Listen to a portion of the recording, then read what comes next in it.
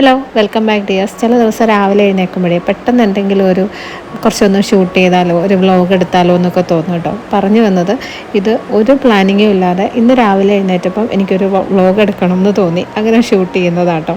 അപ്പോൾ ഞാൻ രാവിലെ അനോഖയിലോട്ട് വന്നു. കുറച്ച് ഐറ്റംസ് അയക്കാനുണ്ടായിരുന്നേ. നമ്മുടെ ഡെസ്പാച്ച് ചെയ്യുന്ന ദിവസമല്ല, എല്ലാ ദിവസവും നമുക്ക് ഡെസ്പാച്ച് ഇല്ല, ഓൾട്ടർനേറ്റ് ഡേയ്സിലാണ് ചെയ്യാറുള്ളത്. ഇന്ന് പക്ഷേ കുറച്ച് കസ്റ്റമേഴ്സിന് അത്യാവശ്യമായിട്ടൊരു 4-5 പാക്കറ്റ്സ് അയക്കാനുണ്ടായിരുന്നു. അത് മാത്രം ഞാൻ പെട്ടെന്നൊന്ന് പാക്ക് ചെയ്തെടുത്തു. ഇപ്പോൾ നമുക്ക് ഇന്ത്യ പോസ്റ്റിൽ നിന്ന് ആൾ വന്ന് കളക്ട് ചെയ്തുകൊണ്ട് പോകും കേട്ടോ. നേരത്തെയൊക്കെ ആണെങ്കിൽ നമ്മളിത് അവിടെ പോസ്റ്റ് ഓഫീസിൽ കൊണ്ടുപോയി അയക്കണമായിരുന്നു. അത് കുറച്ച് മെനക്കെട്ടൊരു പണിയാണ്, അയക്കുന്നവർക്ക് അറിയാമായിരിക്കും. നല്ല തിരക്കൊക്കെയുള്ള പോസ്റ്റ് ഓഫീസാണെങ്കിൽ പ്രത്യേകിച്ചും. ഇപ്പോൾ പക്ഷേ നമുക്ക് അവർ വന്ന് കളക്ട് ചെയ്യുന്നതുകൊണ്ട് നല്ല സൗകര്യമാണ്. ഇന്ന് എൻ്റെ ലഞ്ച് പേരൻസിൻ്റെ അച്ഛൻ്റെ അമ്മയുടെ അവിടെ നിന്നാണ് കേട്ടോ. അമ്മയ്ക്ക് പനിയാണ്, അപ്പോൾ ഞാനിവിടെ ലഞ്ച് ഉണ്ടാക്കാമെന്ന് വിചാരിച്ചു. ഇന്നലെ കുറച്ച് കോനെത്തോലി, ഇതുപോലെ വലിയ നെത്തോലി ഉണ്ടല്ലോ, അത് വാങ്ങിയിട്ടുണ്ടായിരുന്നേ. ഇത് വെച്ച് അമ്മ ഒരു തോരൻ ഉണ്ടാക്കും. അതെനിക്ക് ഒത്തിരി ഇഷ്ടമായതുകൊണ്ട് ഞാൻ തന്നെയാണ് ഈ കോനെത്തോലി വാങ്ങാൻ പറഞ്ഞത് കേട്ടോ. അപ്പോൾ ഇന്ന് വരുമ്പം അമ്മ ഉണ്ടാക്കുന്ന നെത്തോലി തോരൻ കഴിക്കാം എന്നൊക്കെയാണ് ഞാൻ വിചാരിച്ചത്. പക്ഷെ അമ്മയ്ക്ക് പനിയായിപ്പോയല്ലോ. അപ്പോൾ ഇതിന് ഒത്തിരി ദിവസം ഫ്രിഡ്ജിൽ വെച്ചിരുന്നാൽ കൊള്ളാത്തത് കൊണ്ട് ഞാൻ തന്നെ അത് ക്ലീൻ ചെയ്ത് തോരൻ വെക്കാമെന്ന് വിചാരിച്ചു കേട്ടോ. അപ്പോൾ നെത്തോലിയുടെ വാലും തലയും മാത്രമല്ല, ഉള്ളിലുള്ള മുള്ളും കൂടെ കളഞ്ഞിട്ടാണ് നമ്മൾ ഈ തോരൻ വെക്കുന്നത്. അപ്പോൾ നന്നായിട്ട് കഴുകിയൊക്കെ എടുക്കണം. അപ്പോൾ എനിക്ക് തേങ്ങ ചിരകാൻ മടിയായതുകൊണ്ട് അച്ഛൻ എനിക്ക് ചിരകി തരാണ് കേട്ടോ. നെത്തോലി ഇതുപോലെ ഒരു 4-5 വെള്ളത്തിൽ നന്നായിട്ട് കഴുകി എടുത്തിട്ടുണ്ട് കേട്ടോ. ഈ ഒരു തോരനിൽ നമ്മൾ ഈ നെത്തോലിയുടെ ഉള്ളിലുള്ള മുള്ളും കൂടെ എടുത്തിട്ട് വെക്കുന്നത് കൊണ്ട് കുട്ടികൾക്കൊക്കെ കൊടുക്കാനും നല്ലതാണ്. അത് കഴിക്കാൻ അവർക്ക് ബുദ്ധിമുട്ടുണ്ടാവത്തില്ല, നമുക്ക് പേടിയും വേണ്ട. പിന്നെ വേണ്ടത് കുറച്ച് ചെറിയ ഉള്ളിയാണ് കേട്ടോ. ഈ ഒരു തോരനിൽ ചെറിയ ഉള്ളിയാണ് ടേസ്റ്റ്. സാധാരണ എനിക്കിത് പൊളിക്കാൻ ഇഷ്ടമില്ലാത്തതുകൊണ്ട് ഞാൻ സവോള വെച്ച് അഡ്ജസ്റ്റ് ചെയ്യും. പക്ഷേ നെത്തോലി തോരനിൽ ചെറിയ ഉള്ളി തന്നെ വേണം എന്നാണ് അമ്മ പറയുന്നത് കേട്ടോ. അപ്പോൾ അതെല്ലാം റെഡിയാക്കി എടുത്തു. പിന്നെ ഇതിൻ്റെ അരപ്പെന്ന് പറയുന്നത് നമ്മൾ തേങ്ങാ ചമ്മന്തി അരയ്ക്കത്തില്ലേ, ആ സെയിം അരപ്പ് തന്നെയാണ്. അപ്പോൾ ഒരു 2 വലിയ പിടി തേങ്ങ എടുത്തിട്ടുണ്ട്. അതിൻ്റെ കൂടെ ഒരു 4-5 ചെറിയ ഉള്ളി. പിന്നെ വേണ്ടത് വാളംപുളിയാണ്. ഒരു ചെറിയ നെല്ലിക്കയുടെ വലിപ്പത്തിന്. ഒരു 1-1.5 ടീസ്പൂണോളം മുളക് പൊടി, കുറച്ച് ഉപ്പ് ഇട്ടിട്ട് ഒത്തിരി അരയേണ്ട, ചെറുതായിട്ട് ഇങ്ങനെ ഒന്ന് ക്രഷ് ചെയ്ത് എടുത്താൽ മതി. ഇതിലൊട്ടും വെള്ളം ഒഴിക്കേണ്ട കേട്ടോ. ഇനി ഒരു മൺചട്ടി വെച്ചിട്ട് അതിനകത്തേക്ക് കുറച്ച് എണ്ണ ഒഴിക്കുക. വെളിച്ചെണ്ണയാണ് ഏറ്റവും നല്ലത്. അതിനകത്തോട്ട് കുറച്ച് കടുക് പൊട്ടിക്കഴിയുമ്പം ചെറിയ ഉള്ളി ഏകദേശം ഒരു 15-20 എണ്ണം ഞാൻ എടുത്തിട്ടുണ്ട്. അതിങ്ങനെ 2-3 പീസായിട്ട് കട്ട് ചെയ്തു. കുറച്ച് ഇഞ്ചി, 2-3 പച്ചമുളക്, കറിവേപ്പില, ഇത്രയും ഇട്ടിട്ട് നന്നായിട്ട് വഴറ്റിയെടുക്കുക. ഇഞ്ചിയുടെയും ആ ഒരു ചെറിയ ഉള്ളി നന്നായിട്ടൊന്ന് വാടി വരണം. കുറച്ചൊന്ന് വഴറ്റിയിട്ട് ഞാനിത് ചെറിയ തീയിലൊന്ന് അടച്ച് വെക്കുകയാണ് കേട്ടോ.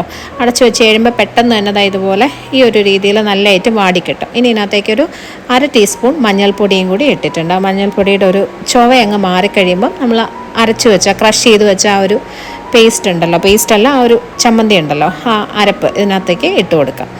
നല്ല പോലെ മിക്സ് ചെയ്തെടുക്കുക. അരപ്പ് ഒന്ന് മിക്സ് ചെയ്താൽ മാത്രം മതി, അതിൻ്റെ പച്ചച്ചുവ മാറേണ്ട ആവശ്യമൊന്നുമില്ല. ജസ്റ്റ് ഒന്ന് മിക്സ് ചെയ്ത് കഴിഞ്ഞിട്ട് ഈ അരപ്പിലോട്ട് ആദ്യം തന്നെ നമുക്ക് ഉപ്പ് ചേർക്കാവേ. ഇനി നമ്മൾ ഡയറക്റ്റ് ഇതിനകത്ത് മീൻ ചേർക്കുവാണ്. അപ്പോൾ അതിന് മുന്നേ ഉപ്പിട്ട് അരപ്പിൽ ആവശ്യത്തിന് ഉപ്പൊക്കെ ഉണ്ടോ എന്ന് നോക്കിയതിന് ശേഷം മീൻ ചേർത്ത് കൊടുത്താൽ മതി. ഓക്കെ, ഇനി നമുക്ക് ഇതിനകത്തോട്ട് നെത്തോലി വൃത്തിയാക്കി വെച്ചത് ഇട്ട് കൊടുക്കാം. ഇത് ഏകദേശം നമ്മൾ മീൻ പീര വെക്കുന്ന പോലെ തന്നെയാണ്, പക്ഷേ മുളക് പൊടി ചേർക്കും. അതുപോലെ വാളംപുളി ആണ് ഉപയോഗിക്കുന്നത്. ഇത് പണ്ട് മുതലേ അമ്മ വീട്ടിലുണ്ടാക്കുന്ന ഒരു ഡിഷാണ്, എനിക്ക് ഒരുപാട് ഇഷ്ടമുള്ളതാണ് കേട്ടോ. അപ്പോൾ ഈ അരപ്പും കൂടെ ചേർത്ത് നല്ല പോലെ മിക്സ് ചെയ്തെടുക്കുക. ഇപ്പം മിക്സ് ചെയ്യുന്നതിന് കുഴപ്പമില്ല, കാരണം മീൻ പച്ച മീനാണല്ലോ, അപ്പോൾ ഉടയത്തൊന്നുമില്ല. നന്നായിട്ട് മിക്സ് ചെയ്തിട്ട് ഒരല്പം വെള്ളം അടിയിൽ പിടിക്കാതിരിക്കാൻ വേണ്ടി മാത്രം ഒരു 1/4 കപ്പ് വെള്ളവും കൂടെ ഒഴിച്ച് കറിവേപ്പിലയും കൂടെ ഇട്ട് അടച്ചു വെച്ചിട്ട് ഇടയ്ക്ക് തുറന്ന് ഒന്ന് ഇളക്കി ഇട്ട് കൊടുക്കണം കേട്ടോ. മീനൊന്നും കുറച്ച് വെള്ളമൊക്കെ വരും, കണ്ടോ, നമ്മൾ ഒഴിച്ചതിനേക്കാളും കുറച്ചും കൂടെ വെള്ളം വന്നിട്ടുണ്ട്. അത് പെട്ടെന്ന് വേവും, പക്ഷേ ആ വെള്ളമൊക്കെ ഒന്ന് വറ്റി ഒന്ന് ഡ്രൈ ആയി വരുന്നതാണ് ഇതിൻ്റെ ഒരു പരുവം. അപ്പോൾ ഇടയ്ക്കിടയ്ക്ക് ഇങ്ങനെ ഒന്ന് തുറന്ന് ഇളക്കി കൊടുത്താൽ മതി. ഒത്തിരി മീൻ ഉടഞ്ഞു പോകുന്ന രീതിയിൽ ഇളക്കരുതെന്നേ ഉള്ളൂ. ഓക്കെ, ഏറ്റവും ചെറിയ തീയിൽ തന്നെ വെച്ചാൽ മതി. അപ്പോൾ ഇന്ന് ഒരുപാട് കറികളൊന്നുമില്ല. ഈ തോരനുണ്ടെങ്കിൽ പിന്നെ ഇവിടെ ആർക്കും ഒത്തിരി കറിയുടെ ആവശ്യമില്ല കേട്ടോ. അപ്പോൾ ഇതിൻ്റെ കൂടെ ഒരു മോരും കൂടി ഉണ്ടാക്കാമെന്ന് വിചാരിച്ചു. അമ്മയ്ക്ക് പനി ആയതുകൊണ്ട് മീനൊന്നും കഴിക്കാൻ ഇഷ്ടമില്ല. അപ്പോൾ മോരും ചോറും മാത്രം മതി എന്ന് പറഞ്ഞു.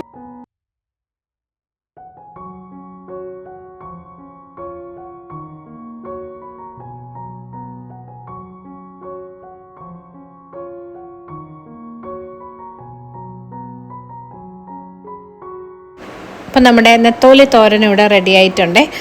വെള്ളമൊക്കെ വറ്റി ആവശ്യത്തിന് ഡ്രൈ ആയിട്ട് വന്നിട്ടുണ്ട്. ഇനി ഇതിനകത്തോട്ട് കുറച്ച് കറിവേപ്പിലയും കൂടി ഇട്ടിട്ട് നമുക്ക് അടച്ചു വയ്ക്കാം. ഇത്രയേ ഉള്ളൂ. സ്റ്റവ് ഒക്കെ ഓഫ് ചെയ്ത് കേട്ടോ. പിന്നെ ഞങ്ങൾ 3 പേരും കൂടി ചോറ് കഴിച്ചു. ചട്ടിയൊക്കെ എടുത്ത് ഡൈനിങ് ടേബിളിൽ അതുപോലെ വെക്കുന്നത് എന്തിനാണെന്ന് ചോദിക്കരുത് കേട്ടോ. നമ്മൾ മാത്രമുള്ളപ്പോൾ ഇവിടെ പൊതുവെ ഇങ്ങനെയൊക്കെ തന്നെയാണ്. പിന്നെ അമ്മയ്ക്കും ഒരുപാട് പാത്രങ്ങളൊന്നും അങ്ങനെ ആവശ്യമില്ലാതെ എടുത്ത് എന്തിനാ കഴുകാനിടുന്നതെന്ന് ചോദിക്കും. പിന്നെ അത് വൃത്തിയാക്കി എടുക്കണ്ടേ. അപ്പോൾ അതുകൊണ്ട് സാധാരണ ഇങ്ങനെയൊക്കെ തന്നെയാണ് കേട്ടോ ഇവിടെ. അപ്പം അത് കഴിഞ്ഞതേ ഞാനും ചോറ് കഴിക്കാൻ പോവാണ്. ചോറ്, മോരുകറി, നെത്തോലി തോരൻ. നല്ല നെത്തോലി തോരനാട്ടോ. നിങ്ങൾ ട്രൈ ചെയ്ത് നോക്കണം കേട്ടോ ഇങ്ങനെ കഴിച്ചിട്ടില്ലെങ്കിൽ. അപ്പോൾ അത് കഴിഞ്ഞ് ഞാൻ കിച്ചണൊക്കെ ഒന്ന് ക്ലീൻ ചെയ്തിട്ടു.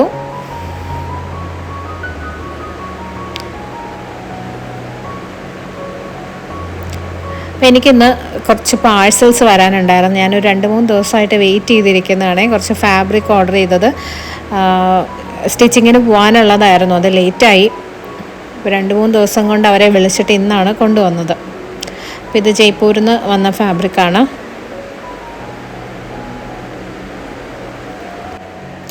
സ്ഥിരമായിട്ട് എടുക്കുന്ന ഡീലേഴ്സിൻ്റെ അടുത്തു നിന്നാണെങ്കിൽ പോലും ഓരോ തവണയും ഈ പാഴ്സൽസ് പൊട്ടിക്കുമ്പോൾ എനിക്ക് ഭയങ്കര ടെൻഷനാണ്.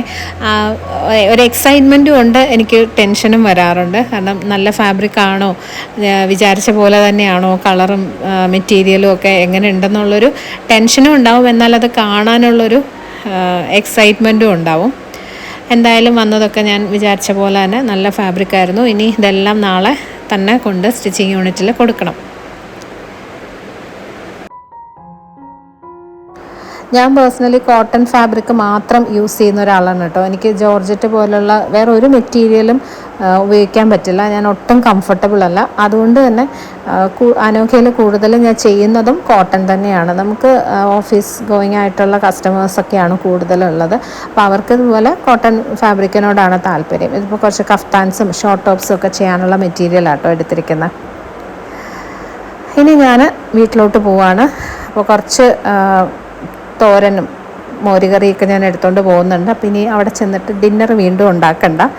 അപ്പോൾ അതെല്ലാം കുറച്ചൊന്ന് പാക്ക് ചെയ്തെടുത്തു. ഇവിടെ അച്ഛനും അമ്മയും മാത്രമല്ലേ ഉള്ളൂ. അമ്മയാണെങ്കിൽ വളരെ കുറച്ചേ കഴിക്കുള്ളൂ. അപ്പോൾ ഞാൻ കുറച്ച് പാക്കൊക്കെ ചെയ്തെടുത്തിട്ട് വീട്ടിലേക്ക് പോവാണ് കേട്ടോ. അപ്പം റാൻഡമായിട്ട് എടുത്തൊരു വ്ലോഗാണ്. നിങ്ങൾക്ക് ഇഷ്ടമായെങ്കിൽ ലൈക്ക് ചെയ്യാനും കമൻറ്റ് ചെയ്യാനും ഒന്നും മറക്കരുതേ. ഇതുപോലെ ഇടയ്ക്കിടയ്ക്ക് ചെറിയ ചെറിയ വ്ലോഗ്സൊക്കെ ആയിട്ട് നമുക്ക് വീണ്ടും കാണാം. Bye dears, thank you for watching.